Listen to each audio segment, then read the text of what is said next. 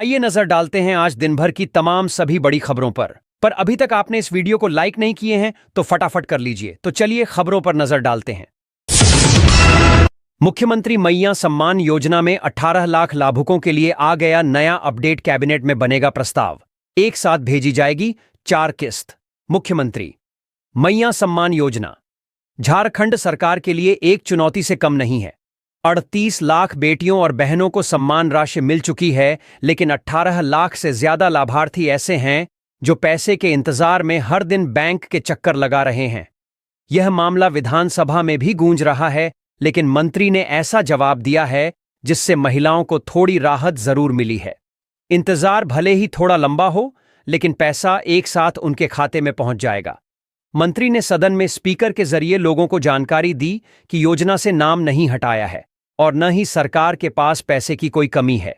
सरकार 56 लाख लोगों को पैसा देने के लिए पूरी तरह तैयार है। दरअसल विधानसभा के बजट सत्र के दौरान महिलाओं को लेकर बीजेपी ने खूब हंगामा किया।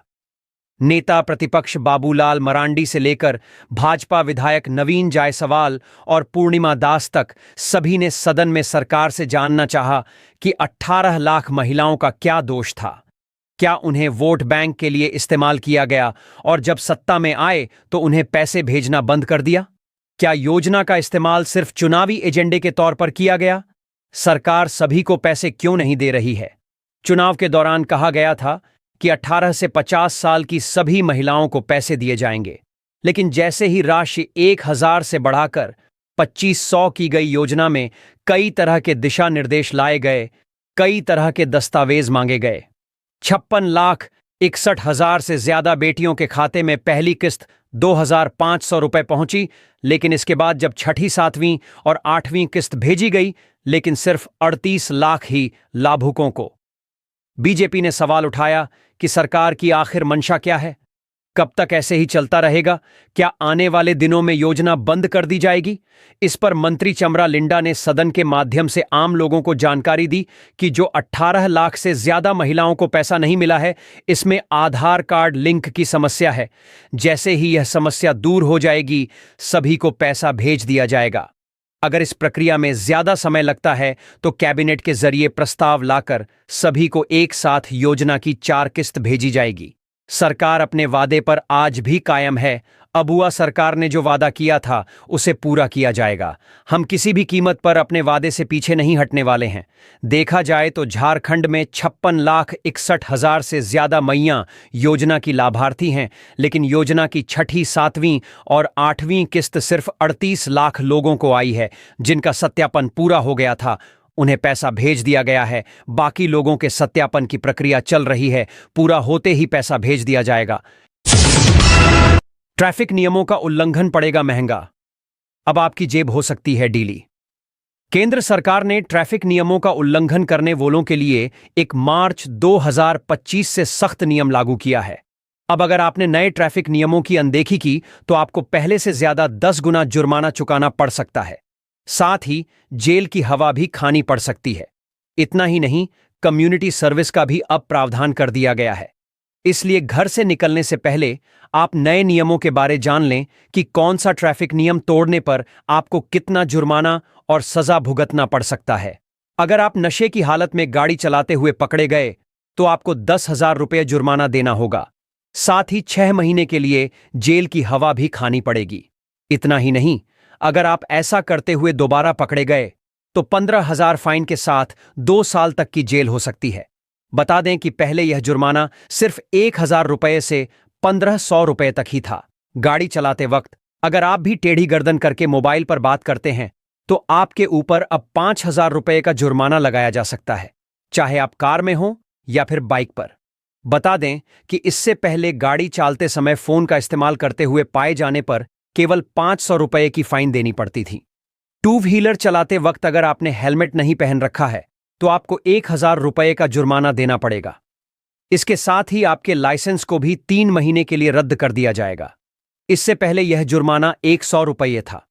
इसी तरह कार ड्राइव करने के दौरान सीट बेल्ट नहीं पहनने पर 1,000 रुपये का जुर्माना देना पड़ेगा।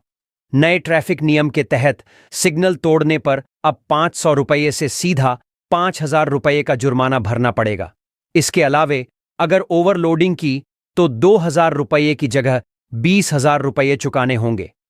अगर आप भी पायलट बनने की शौकीन है तो अब व्यस्त सड़कों पर रेसिंग करना भूल जाइए, क्योंकि अगर आप खतरनाक ड्राइविंग या रेसिंग करते हुए पकड़े जाते हैं तो अब 500 के बजाय आपको 5,000 रुपये का जुर्माना भरना होगा। और बाइक स्कूटी पर ट्रिपलिंग करते पकड़े जाते हैं तो 100 रुपये से सीधा 10,000 रुपये चुकाना पड़ेगा। इसके अलावे एम्बुलेंस जैसे आपातकालीन वाहनों को रास्ता न देने पर 10,000 रुपये का भारी जुर्माना देना पड़ेगा। 18 साल से कम उम्र के बच्चों के लिए ट्रैफिक नियम को और भी सख्त कर दिया गया है। अगर कोई नाबालिग है और गाड़ी चलाते मिले तो 25,000 रुपये के जुर्माने के साथ 3 साल की जेल। इसके साथ ही 1 साल के लिए उस गाड़ी का रजिस्ट्रेशन रद्द कर दिया जाएगा। और तो और 25 साल की उम्र तक ड्राइविंग लाइसेंस भी नहीं बनेगा। अगर आपके पास लाइसेंस नहीं है तो 5,000 रुपये और इंश्योरेंस नहीं है तो 2,000 रुपये का जुर्माना भरना पड़ेगा। इसके साथ ही आपको 3 महीने की जेल और कम्युनिटी सर्विस की सजा भी दी जा सकती है। मतलब जैसे कुछ दिन ट्रैफिक सिग्नल पर खड़े होकर पुलिस की मदद करना। बाबूलाल मरांडी ने झारखंड में एनआरसी लागू करने के लिए हेमंत सोरेन सरकार का सहयोग मांगा है। मंगलवार को सदन में बांग्लादेशी घुसपैठ का मुद्दा उठाते हुए बाबूलाल मरांडी ने फिर दोहराया कि संताल परगना प्रमंडल में डेमोग्राफी बदलाव हुआ है। नेता प्रतिपक्ष ने कहा कि 1951 से लेकर 2011 तक जनगणना की रिपोर्ट से साफ पता चलता है कि आदिवासियों की संख्या में गिरावट आई है। उन्होंने सरकार से सवाल किया कि आदिवासियों की आबादी में कमी आने का कारण क्या है। बाबूलाल मरांडी ने कहा कि 1951 से 2011 के बीच राज्य में मुस्लिम आबादी में अप्रत्याशित वृद्धि देखी गई है। क्या यह बांग्लादेशी घुसपैठ के बिना मुमकिन है? उन्होंने कहा कि सत्ता पक्ष के एक सदस्य ने कहा कि बांग्लादेशी घुसपैठ नहीं है तो फिर मुस्लिमों की आबादी इतनी कैसे बढ़ गई है। बाबूलाल मरांडी ने कहा कि आदिवासियों की संख्या में कमी आना काफी चिंताजनक है। जब परिसीमन होगा तो आदिवासियों के लिए आरक्षित लोकसभा और विधानसभा सीटों की संख्या कम हो जाएगी। सरकारी नौकरियों में भी आदिवासियों के लिए अवसर कम होंगे। उन्होंने कहा कि हेमंत सोरेन सरकार एक बार सहयोग करे तो हम राज्य में एनआरसी लागू करेंगे। इससे पता चल जाएगा कि कौन कहां से आया है। बांग्लादेशी घुसपैठ को लेकर भी स्थिति स्पष्ट हो जाएगी। बाबूलाल मरांडी ने कहा कि आदिवासी और उनके हितों की रक्षा के लिए यह जरूरी है कि झारखंड में एनआरसी लागू हो और अवैध प्रवासियों का पता लगाया जा सके। गौरतलब है कि झारखंड मुक्ति मोर्चा पिछले महीने ही पार्टी के स्थापना दिवस समारोह में यह संकल्प पारित कर चुकी है कि झारखंड में समान नागरिक संहिता और एनआरसी लागू नहीं होने देगी। ऐसे में बाबूलाल मरांडी का एनआरसी लागू करने के लिए हेमंत सरकार से ही सहयोग मांगना बहुत अहम है। एनआरसी का विरोध तमाम गैर भाजपा सरकारें करती रही हैं। पश्चिम बंगाल में ममता बनर्जी सरकार ने भी इसे लागू करने से इनकार कर दिया है। भाजपा की विरोधी पार्टियों का मानना है कि एनआरसी के जरिए एक खास समुदाय को निशाना बनाया जा रहा है। ये नागरिकता छीनने का कानून है। वहीं बीजेपी का तर्क है कि इसे कानून के जरिए केवल अवैध प्रवासियों की पहचान की जाएगी। झारखंड में बांग्लादेशी घुसपैठ का मुद्दा काफी ज्वलंत है। 11 मार्च को लोकसभा में घोड्डा सांसद निशिकांत दुबे ने भी बांग्लादेशी घुसपैठ की वजह से संताल परगना की डेमोग्राफी में बदलाव का मुद्दा उठाया था। निशिकांत दुबे ने बाद में समाचार एजेंसी एएनआई से बातचीत में यह भी कहा कि संताल परगना में जिस प्रकार से मुस्लिम आबादी बढ़ रही है, धीरे धीरे इसे झारखंड से अलग करके बांग्लादेश में मिलाने की मांग उठेगी। इस बीच संताल परगना अलग राज्य की मांग का मुद्दा भी गरमाया। बाबूलाल मरांडी के एनआरसी की मांग पर मंत्री दीपिका पांडेय सिंह का पलटवार, दी ये नसीहत। झारखंड में एनआरसी लागू करने की बाबूलाल मरांडी की मांग पर ग्रामीण विकास मंत्री दीपिका पांडेय सिंह ने पलटवार किया है। दीपिका पांडेय सिंह ने कहा कि भाजपा के पास सांप्रदायिक मुद्दों के अलावा और कुछ नहीं बचा है। यदि एनआरसी ही लागू करना है तो शुरुआत असम से क्यों नहीं करते, जहां सबसे ज्यादा घुसपैठ की खबरें आती हैं। असम के मुख्यमंत्री हिमंता बिस्वा शर्मा सबसे ज्यादा एनआरसी की बात करते हैं तो इसे पहले असम में लागू किया जाना चाहिए। मंत्री ने कहा कि भाजपा लोगों के बीच लड़ाई लगाकर किसी भी प्रकार से सत्ता में आना चाहती है। उनके पास सत्ता पाने के लिए केवल सांप्रदायिक मुद्दे ही होते हैं। भाजपा को कुछ नया कोशिश करना चाहिए ताकि जनता का विश्वास जीत सके। सांप्रदायिकता से कुछ हासिल नहीं होगा। गौरतलब है कि मंगलवार को सदन में बाबूलाल मरांडी ने कहा था कि झारखंड में आदिवासियों की घटती आबादी चिंता का विषय है। 1951 से 2011 के बीच जनगणना के आंकड़े बताते हैं कि आदिवासियों की आबादी घटी है और मुस्लिम आबादी में वृद्धि हो रही है। इससे परिसीमन के बाद आदिवासी आरक्षित विधानसभा और लोकसभा सीटें घट जाएंगी। सरकारी नौकरियों में भी आदिवासियों के हितों की अनदेखी होगी। बाबूलाल मरांडी ने कहा कि हम हेमंत सोरेन सरकार से मांग करते हैं कि वह राज्य में एनआरसी लागू करने में हमारी मदद करे ताकि हम जान सकें कि कितने लोग बाहर से आए हैं। बता दें कि झारखंड में सत्तारूढ़ झारखंड मुक्ति मोर्चा ने पहले ही राज्य में एनआरसी और यूसीसी लागू नहीं करने का संकल्प पारित कर चुका है। झारखंड में बांग्लादेशी घुसपैठ का मुद्दा फिर गरमाने लगा है। गोड्डा सांसद निशिकांत दुबे ने 11 मार्च को लोकसभा में शून्यकाल के दौरान बांग्लादेशी घुसपैठ का मुद्दा उठाते हुए अलग संताल परगना राज्य के गठन की संभावना जताई थी। बाद में उन्होंने यह भी कहा कि जिस प्रकार से संताल परगना में डेमोग्राफी का बदलाव हुआ है, जिस तरह से झारखंड में आदिवासी आबादी बढ़ी है, किसी दिन इसे बांग्लादेश में मिलाने की मांग उठने लगेगी। रांची में सिंगल यूज प्लास्टिक पर सख्त प्रतिबंध उल्लंघन पर कड़ी कार्रवाई। राजधानी रांची में सिंगल यूज प्लास्टिक के उपयोग पर पूर्ण रूप से रोक है। इसे लेकर अब रांची नगर निगम और भी ज्यादा सख्त एक्शन ले रही है। इस प्रतिबंध को प्रभावी बनाने के लिए नगर निगम लगातार जांच अभियान चला रहा है और इसके उल्लंघन पर सख्त कार्रवाई की जा रही है। इसी क्रम में मंगलवार को रांची नगर निगम की इन्फोर्समेंट टीम ने अपर बाजार और अन्य व्यावसायिक क्षेत्रों में विशेष अभियान चलाया।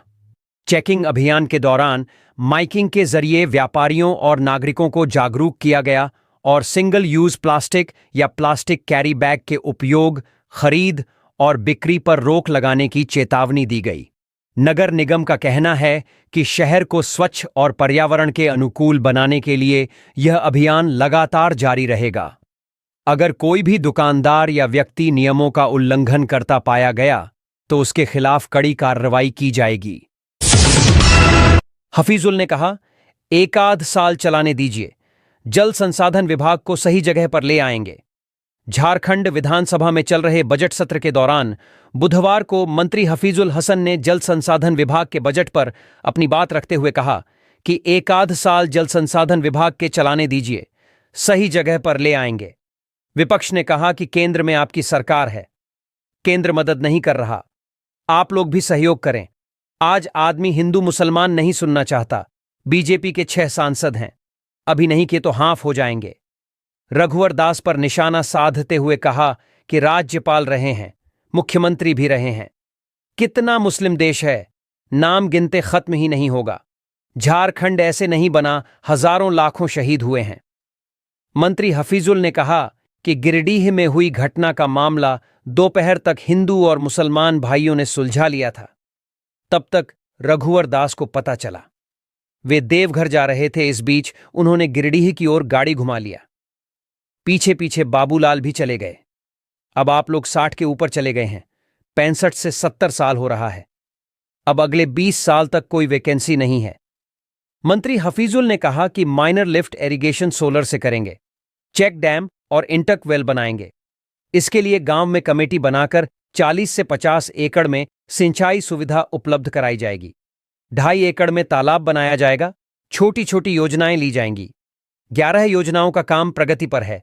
स्वर्ण रेखा परियोजना पर भी ध्यान दिया जाएगा। पुनासी डैम के मुख्य नहर का थोड़ा काम बाकी है। जल्द ही देवघर को पानी मिलेगा। अपनी बातों को रखते हुए मंत्री हफीजुल ने पूर्व सीएम रघुवर दास पर भी निशाना साधा। कहा कि कन्हर सिंचाई योजना का उद्घाटन 2019 में रघुवर दास किए थे। उद्घाटन के 24 घंटा के बाद चूहा बिल कर दिया, खोखला हो गया और बह गया। इस तरह का काम हम नहीं करेंगे, ठोस काम करेंगे। इरफान अंसारी ने बाबूलाल मरांडी को दी चुनौती। कहा, एक भी बांग्लादेशी झारखंड में खोज कर लाएं, मैं इस्तीफा दे दूंगा। झारखंड विधानसभा में बीते मंगलवार को आदिवासियों की घटती जनसंख्या को लेकर बाबूलाल मरांडी ने चिंता जताई। उन्होंने हेमंत सरकार से झारखंड में एनआरसी लागू करने की मांग की है। वहीं इस पर स्वास्थ्य मंत्री इरफान अंसारी ने बाबूलाल मरांडी को चुनौती दे दी। इरफान अंसारी ने बाबूलाल मरांडी को चुनौती देते हुए कहा कि एक भी बांग्लादेशी झारखंड में खोज कर लाए, मैं इस्तीफा दे दूंगा। अंसारी ने कहा कि बाबूलाल जी का मैं सम्मान करता हूं और बाबूलाल जी का जो मिजाज है वह सेकुलर मिजाज है। भाजपा में जाने के बाद भाजपा जो स्क्रिप्ट दे रही है वह वहीं पढ़ रहे हैं। अंसारी ने आगे कहा कि विपक्ष को जनता ने नकार दिया है और ऐसा विपक्ष बनाया है जो कमजोर है। बाबूलाल जी को पता नहीं होता है क्या बोलना है, कब बोलना है, कहां बोलना है। पहले तो उठते नहीं थे, अब उठते हैं। मैं उनका स्वागत करता हूं। झारखंड का जो भी सौहार्द बिगाड़ेगा हम लोग उसे बर्दाश्त नहीं करेंगे। अंसारी ने कहा कि एनआरसी बांग्लादेशी, यह तो पुराना मामला हो गया, कितना गाली देंगे। बाबूलाल जी को मैं चुनौती देता हूं, मैं इस्तीफा दे दूंगा। अगर एक भी बांग्लादेशी झारखंड में दिखा दे तो। बेवजह झारखंड को बदनाम किया गया, अल्पसंख्यक समाज को बदनाम किया गया, मुसलमान समाज को बदनाम किया गया। हमारे बच्चे हम लोगों को कोसते हैं कि जब हम स्कूल जाते हैं तो बच्चे हमें बांग्लादेशी कहते हैं। बांग्लादेशी बोलते बोलते हम लोग सरकार में आ गए। अंसारी ने कहा कि मैं तो बाबूलाल जी को कहूंगा कि आप चले जाइए, अमित शाह जी के सामने जाकर बांग्लादेशी बोले। क्या बोलते हैं वह, यह कमी केंद्र सरकार की है। इरफान अंसारी ने कहा कि झारखंड सरकार आरबीआई से लोन लेगी। इसको लेकर के वित्त मंत्री ने आरबीआई को पत्र लिखा है कि केंद्र सरकार हमारा पैसा नहीं दे रही है। केंद्र को मुख्यमंत्री जी हमारे पत्र लिख रहे हैं कि झारखंड का पैसा नहीं दिया जा रहा है। झारखंड के आदिवासियों का जो पैसा है 1,36,000 करोड़ रुपए नहीं मिल रहा है। हमें मजबूरी में कर्ज मांगना पड़ रहा है। इरफान अंसारी ने कहा कि मैं झारखंड की जनता को कहना चाहता हूं कि विपक्ष का काम है लड़ाई कराना। हिंदू, मुस्लिम, सिख, ईसाई यही करेंगे ये लोग। रोड सेफ्टी के फीचर को पाठ्यक्रम में किया जाएगा शामिल। मंत्री ने दीपक बिरुआ ने कहा है कि रोड सेफ्टी के फीचर को पाठ्यक्रम में शामिल किया जाएगा। सड़क दुर्घटना के आंकड़ों को कम करने का प्रयास किया जाएगा। जिला स्तर पर भी सुधार किया जाएगा। वे बुधवार को सदन में प्रदीप यादव के सवाल का जवाब दे रहे थे। उन्होंने कहा कि शराब पीकर ड्राइव करने पर रोक के लिए ब्रेथ एनालाइजर टेस्ट एवं प्रावधानित दंड को प्रभावी तरीके से लागू किए जाने हेतु राज्य के सभी जिलों के लिए कुल 303 ब्रेथ एनालाइजर उपलब्ध कराए गए हैं। विगत 3 वर्षों यथा वर्ष 2021 में 3,871, वर्ष 2022 में 5,174, वर्ष 2023 में 5,315 एवं 2024 में 5,191 सड़क दुर्घटना हुई है। राज्य सरकार सड़क दुर्घटनाओं को रोकने के लिए कृत संकल्पित है।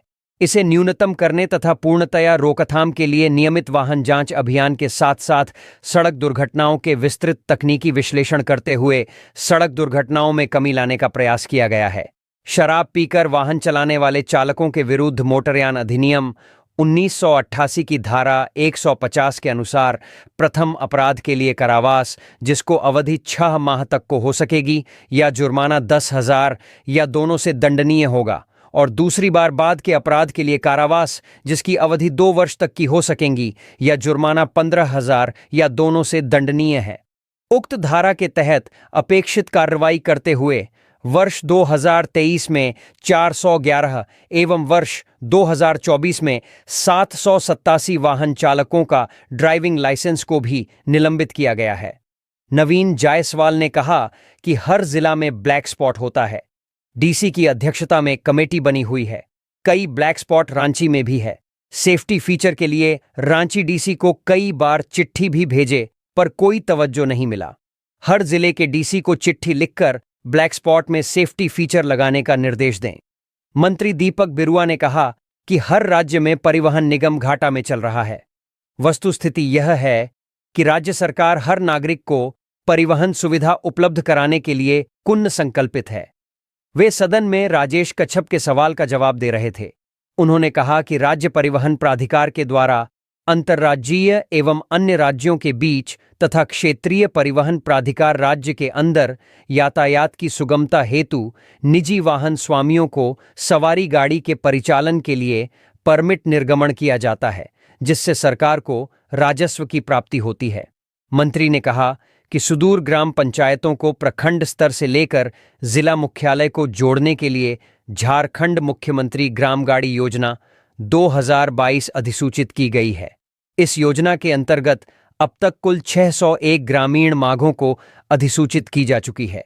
इस योजना के तहत अधिसूचित ग्रामीण मार्गों पर दक्षिणी छोटा नागपुर प्रमंडल के जिलों के लिए 37 बस, उत्तरी छोटा नागपुर प्रमंडल के जिलों के लिए 33 बस, कोल्हान प्रमंडल के जिलों के लिए 20 बस, पलामू प्रमंडल के जिलों के लिए 20 बस एवं संथाल परगना प्रमंडल के जिलों के लिए 17 बसों को परमिट निर्गत किया गया है। नवीन जायसवाल ने कहा कि हरमू में हेल्थ सब सेंटर की जमीन पर जलमीनार बनाया जा रहा है। यह जमीन हेल्थ सेंटर के लिए है। इसका विरोध करने पर प्रशासन झूठा FIR कर दिया। इसे दूसरे जगह हस्तांतरित किया जाए। CP सिंह ने कहा कि सरकारी बस डिपो में यात्रियों के साथ ड्राइवर खलासी के लिए शौचालय, लाइट सहित बुनियादी सुविधाएं उपलब्ध कराई जाएं। पेयजल विभाग में अवैध निकासी में सत्ता पक्ष ने सरकार को घेरा। वित्त विभाग के 4 पदाधिकारी सस्पेंड, 3 इंजीनियरों पर विभागीय कार्यवाही। झारखंड विधानसभा के बजट सत्र के दौरान मंगलवार को पेयजल विभाग में हुई अवैध निकास पर सत्ता पक्ष ने सरकार को ही घेरा। प्रदीप यादव ने सरकार के जवाब में कहा कि खोदा पहाड़ और निकला चूहिया। प्रभारी मंत्री योगेंद्र प्रताप से कहा कि जोर से बोलकर पर्दा न डालें। लिपिक संतोष कुमार 15 साल से एक ही जगह पर पदस्थापित थे। संतोष ने अपने 27 पेज के स्पष्टीकरण में अफसरों पर गंभीर आरोप लगाए हैं। सरकार भ्रष्टाचार पर अंकुश लगाए। वित्त विभाग को भी बताना चाहिए। वित्त मंत्री राधाकृष्ण किशोर ने कहा कि सरकार भ्रष्टाचार के मामले पर जीरो टॉलरेंस पर काम कर रही है। अवैध निकासी मामले में कोई पदाधिकारी बख्शे नहीं जाएंगे। संतोष कुमार पर 2 करोड़ 71 लाख अवैध निकासी का केस दर्ज हुआ है। वित्त विभाग के अंतर्विभागीय 7 सदस्यीय कमेटी की अनुशंसा के आलोक में वित्त विभाग के 4 पदाधिकारी मनोज सिन्हा, सुनील सिन्हा, मनोज सिन्हा और मीरा कुमारी गुप्ता को सस्पेंड कर दिया गया है। प्रभारी मंत्री योगेंद्र प्रताप ने कहा कि पूर्व वित्त मंत्री रामेश्वर उरांव ने इस मामले में SEB और CID जांच की अनुशंसा की थी। इस पर रामेश्वर उरांव ने कहा कि मैं 28 साल पुलिस विभाग में रहा, बिहार में CID का चीफ रहा। CID का नाम भी है, बदनाम भी। एक केस में फंसा दो, दूसरा ढंसा दो और तीसरा दूध का दूध और पानी का पानी कर दो। निर्भर करता है कि इरादे क्या हैं और करना क्या चाहते हैं। प्रभारी मंत्री योगेंद्र प्रताप ने कहा कि संतोष कुमार उच्च वर्गीय लिपिक को निलंबित करते हुए उसके विरुद्ध सदर थाना रांची में प्राथमिकी दर्ज कराई गई है। खाते को फ्रिज कराया जा चुका है और नीलाम पत्र दायर किया जा चुका है। वर्तमान में श्री संतोष कुमार हिरासत में हैं। प्रभात कुमार सिंह तत्कालीन कार्यपालक अभियंता, चंद्रशेखर कार्यपालक अभियंता, राधेश्याम रवि तत्कालीन कार्यपालक अभियंता और संजय कुमार निम्न वर्गीय लिपिक के खिलाफ विभागीय कार्यवाही संचालित की जा रही है। मामले की विस्तृत जांच SEB से कराने के लिए मंत्रिमंडल सचिवालय एवं निगरानी विभाग से अनुरोध किया गया है। महालेखाकार झारखंड को विशेष अंकेक्षण के लिए अनुरोध किया गया, जिससे वास्तविक राशि की गणना एवं संबंधित से वसूली की कार्रवाई की जा सके। अडानी को दी गई जमीन का मुद्दा गंभीर, चीफ सेक्रेटरी की अध्यक्षता में बनेगी कमेटी, होगी समीक्षा। घोड्डा में पावर प्लांट के लिए अडानी को दी गई जमीन को लेकर सदन में जमकर बहस हुई। सरकार ने माना कि यह गंभीर मसला है। मंत्री दीपक बिरुआ ने कहा कि SPT की जमीन बिक्री योग्य नहीं है। चीफ सेक्रेटरी की अध्यक्षता में कमेटी बनाकर इसकी जांच की जाएगी। एनर्जी पॉलिसी का भी आकलन किया जाएगा। समीक्षा के बाद कड़ी कार्रवाई की जाएगी। नेता प्रतिपक्ष बाबूलाल ने कहा कि इसकी जांच के लिए कमिश्नर की अध्यक्षता में 6 सदस्यीय कमेटी बनाई गई है, जिसमें उप समाहर्ता रैंक के अफसरों को शामिल किया गया है। कमेटी में कानून के जानकार के साथ जनप्रतिनिधियों को भी शामिल किया जाना चाहिए। इस पर प्रदीप यादव ने तंज कसते हुए कहा कि हम समझे थे कि कुर्ता बदल गया तो कहीं टोन भी बदल गया होगा, लेकिन आपका टोन नहीं बदला। प्रदीप यादव ने सरकार से पूछा कि क्या भू अर्जन में शर्तों का उल्लंघन हुआ है, क्या अडानी को लाभ पहुंचाया गया है, एसपीटी का उल्लंघन हुआ है या एनर्जी पॉलिसी का उल्लंघन हुआ है। इस पर सरकार को स्थिति स्पष्ट करनी चाहिए। प्रदीप यादव ने रघुवर सरकार पर सवाल उठाते हुए कहा कि गोड्डा जिला एवं पौड़ैयाहाट अंचल में अडानी पावर लिमिटेड झारखंड द्वारा वर्ष 2017 से 2018 में स्थापित किया गया। तत्कालीन राज्य सरकार एवं अधीनस्थ पदाधिकारियों ने कंपनी के प्रभाव में आकर भूमि अधिग्रहण कानून 2013 के प्रावधानों का उल्लंघन कर राज्य के कई प्रावधानित कानूनों को ढेंगा दिखाकर लाभ पहुंचाने का प्रयास किया। रातों रात जमीन का दाम घटाकर 46 लाख प्रति एकड़ से 3.25 लाख प्रति एकड़ पुनः 12.5 लाख प्रति एकड़ किया गया। झारखंड राज्य ऊर्जा नीति 2012 के शर्त थी कि राज्य के पावर प्लांट को 25% बिजली प्राथमिकता से राज्य को देना अनिवार्य है को दरकिनार कर पूरी बिजली बांग्लादेश को देने का इकरारनामा किया गया। एसपीटी एक्ट के प्रावधान के प्रतिकूल निजी कंपनी को जमीन अधिग्रहित कर दिया गया, जबकि एसपीटी पब्लिक पर्पस के लिए जमीन अधिग्रहण की अनुमति देती है। कंपनी जिला प्रशासन एवं रैयतों के बीच हुए एग्रीमेंट के मुताबिक स्थानीय लोगों के प्रशिक्षित कर अडानी पावर लिमिटेड में नौकरी देना था, अस्पताल एवं स्कूल की सुविधा भी देना था, लेकिन इसका भी अनुपालन नहीं किया गया। एमओयू में प्रावधानित है कि ऑस्ट्रेलिया देश के कोयले पर बिजली का उत्पादन पावर प्लांट में होगा, लेकिन स्थानीय बंगाल एवं अन्य राज्यों के कोयले से बिजली उत्पादन किया जा रहा है। वन भूमि का अधिग्रहण कर गोचर एवं श्मशान घाट की जमीन अधिग्रहण कर संयंत्र को स्थापित किया गया, लेकिन आज तक बदले में न तो उस क्षेत्र को वन भूमि, गोचर एवं श्मशान घाट के जमीन का मिलना एसपीटी के प्रावधानों के विपरीत काम किया गया। ग्राम माली गंगटा जाने वाली पक्की सड़क एवं सिंचाई नहर की जमीन बिना समुचित मुआवजे एवं बिना सड़क निर्माण एवं नहर निर्माण का देना इत्यादि कई ऐसे कामों एवं निर्णयों का तत्कालीन सरकार एवं स्थानीय सरकार यानी जिला प्रशासन द्वारा लिया गया है, जो राज्य के प्रावधानित कानूनों के प्रतिकूल है। सरकार उच्च स्तरीय टीम बनाकर इसकी समीक्षा कर दोषियों पर समुचित दंडात्मक कार्रवाई करे। सुरेश पासवान ने कहा कि जसीडीह इंडस्ट्रियल एरिया में 200 फैक्ट्री बंद हो गए। ये फैक्ट्री बीजेपी के शासनकाल में खुले थे। सारे लोग सरकार का खजाना लेकर भाग गए। जितने भी फैक्ट्री के मालिक हैं उन्हें पकड़कर लाया जाए, फैक्ट्री को खुलवाया जाए जिससे लोगों को रोजगार मिल सके। कुशवाहा शशिभूषण मेहता ने सदन में फाड़ा प्रश्न। स्पीकर बोले, आचरण अच्छा नहीं। पांकी विधायक कुशवाहा शशिभूषण मेहता विधानसभा में अपना प्रश्न पढ़ रहे थे। पढ़ते वक्त कुछ देर रुक गए। 2-3 सेकंड इंतजार करने के बाद विधानसभा अध्यक्ष ने कहा कि प्रश्न को पढ़ा हुआ मान लिया गया। इसके बाद कुशवाहा शशिभूषण मेहता ने विधानसभा अध्यक्ष पर पक्षपात का आरोप लगाया। कहा कि क्यों 12 बजे से यहां आकर बैठते हैं जब पढ़ने के लिए वक्त ही नहीं दिया जाता। इसके बाद विधानसभा ने उन्हें बोलने का मौका दिया। साथ ही कहा कि और कुछ आरोप लगाना है तो लगा दीजिए। इसके बाद कुशवाहा शशिभूषण मेहता आक्रोशित हो गए। उन्होंने अपने हाथ में रखे कागज को फाड़ दिया और कहा कि वह नहीं पढ़ेंगे। कुछ सदस्यों ने उन्हें पढ़ने के लिए कहा, तब भी वह यह कहते रहे कि नहीं पढ़ेंगे। इसके बाद विधानसभा अध्यक्ष ने विपक्ष के नेता बाबूलाल मरांडी को कहा कि आप देखिए आसन की कहां गलती है, सदस्य किस तरह का व्यवहार कर रहे हैं। आसन के सामने प्रश्न को फाड़ना कहीं से उचित नहीं है, आचरण अच्छा नहीं है। विपक्ष के नेता बाबूलाल मरांडी ने अपने वक्तव्य में कहा कि थोड़ी गलती हुई है। वह प्रश्न पढ़ते वक्त थोड़ा रुक गए थे और आपको लगा कि पढ़ना हो गया। कभी कभी ऐसा हो जाता है।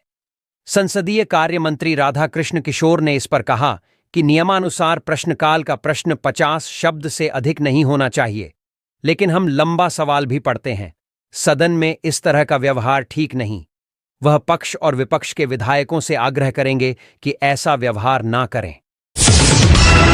गढ़वा पलामू में ई रिक्शा खरीद में घोटाला जांच रिपोर्ट दिखाने पर अड़े प्रदीप यादव। झारखंड विधानसभा बजट सत्र का 13वां दिन ग्रामीण स्वच्छता मिशन के तहत गढ़वा और पलामू में ई रिक्शा खरीद में हुए घोटाले को लेकर विधायक प्रदीप यादव के सवाल और सरकार के जवाब पर सदन में जमकर बहस हुई। मंत्री योगेंद्र प्रसाद और विधायक प्रदीप यादव के बीच कई मिनटों तक बहस व गतिरोध चलता रहा। सरकार के जवाब के बाद विधायक प्रदीप यादव ने कहा कि ई रिक्शा की खरीद में बड़े पैमाने पर घपला हुआ है। 1,15,000 की टुकटुक ई रिक्शा की खरीद के बदले 3,50,000 रुपये का भुगतान किया गया। जिस डीलर से खरीदारी की गई वह भी रजिस्टर्ड डीलर नहीं है। इस पर मंत्री योगेंद्र प्रसाद ने कहा कि गढ़वा में कार्यपालक अभियंता द्वारा पंचायतों के लिए ई रिक्शा की खरीद में गड़बड़ी हुई है। जेम पोर्टल के माध्यम से 43 पंचायतों के लिए 104 ई रिक्शा खरीदी गई थी। वित्तीय अनियमितता की सूचना मिलने पर सरकार उड़नदस्ता का गठन कर जांच करा रही है। जांच के बाद दोषियों के खिलाफ कार्रवाई होगी। इस पर विधायक प्रदीप यादव ने कहा कि जांच कराई नहीं जा रही है, जांच हो चुकी है, इसलिए जांच रिपोर्ट सार्वजनिक करें। इसकी जांच मुख्य सचिव स्तर के पदाधिकारी से कराएं। यही मेरी मांग है। अगर सच में सरकार चाहती है कि कार्रवाई हो तो जांच कराएं। जिस डीलर से खरीदा वह रजिस्टर्ड डीलर नहीं है। किस आधार पर कार्रवाई कर रहे हैं यह बताएं। इस पर मंत्री योगेंद्र प्रसाद ने कहा कि 2 फरवरी 2025 को जांच कमेटी बनी थी। जो दोषी होगा उस पर कार्रवाई होगी। फिर विधायक प्रदीप यादव ने कहा कि यह सबसे बड़ा फोरम है जनता का। यह सबका और सरकार का दायित्व है कि आप जांच रिपोर्ट दीजिए, क्योंकि वह जांच रिपोर्ट ही अधूरा है। आपको दिक्कत कहां है बताइए। इस पर मंत्री योगेंद्र प्रसाद ने कहा कि जांच रिपोर्ट का अवलोकन करने दिया जाए। जांच रिपोर्ट के आधार पर कार्रवाई तय होगी। विभागीय कार्यवाही के साथ साथ सब तरह की कार्रवाई करेंगे। तब विधायक प्रदीप यादव ने कहा कि लीपापोती नहीं चलेगी। जांच रिपोर्ट है तो सार्वजनिक कर दीजिए। आपको मुख्य सचिव स्तर के अधिकारी से जांच कराने में दिक्कत क्या है? इस पर मंत्री योगेंद्र प्रसाद ने कहा कि जांच रिपोर्ट का अवलोकन करने दिया जाए, फिर जरूरत पड़ी तो विभाग हर तरह की जांच कराएगी। तब विधायक प्रदीप ने कहा कि फिर हम क्यों हैं? जब विभाग को ही जांच कराना था तो मेरा क्या औचित्य था इस सवाल को लाने का? हमने तो कहा कि विभाग कार्रवाई करने में धीमा है। हम असंतुष्ट हैं। सदन यह मांग करता है कि इसकी जांच मुख्य सचिव से कराई जाए। गतिरोध बढ़ता देख मंत्री सुदिव्य कुमार ने अपनी बात की। उन्होंने कहा कि मैं माननीय मंत्री और वरिष्ठ सदस्य के गतिरोध पर सिर्फ 2 शब्द कहना चाहूंगा। फरवरी माह में जांच का आदेश हुआ है। जांच की रिपोर्ट आ गई है। मंत्री जी कह रहे हैं कि वह अवलोकन करके कार्रवाई करेंगे, तो सदन में हठधर्मिता ठीक नहीं है।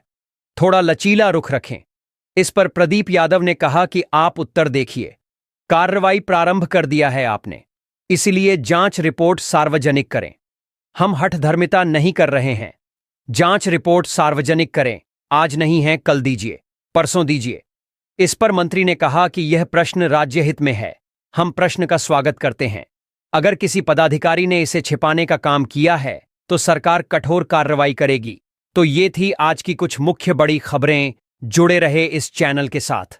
ऐसे ही आपको इस चैनल के माध्यम से झारखंड की तमाम छोटी बड़ी खबरों का अपडेट मिलता रहेगा। मिलते हैं फिर से अगले वीडियो में। तब तक हमें इजाजत दीजिए। जोहार।